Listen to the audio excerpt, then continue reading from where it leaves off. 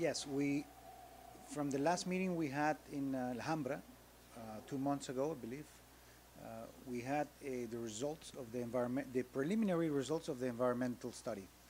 Right now, we finished I would say, the final draft of the study, and you can see this is a very extensive report, and we got all the feedback, or most of the feedback, from the non-government agencies, the NGOs.